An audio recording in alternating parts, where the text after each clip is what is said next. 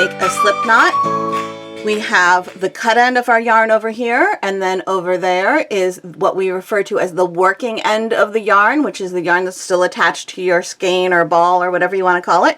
Grab the yarn with your bottom 3 fingers, hold it on in there, wrap the cut end of the yarn over your thumb, your pointer finger, and cross it over the working end of the yarn. Grab a little loop from the working end, a little piece of the working end of the yarn, pinch it in those 2 fingers, and then drop that little loop over top. Pull your tail to tighten everything up. Pull your cut end to tighten everything up.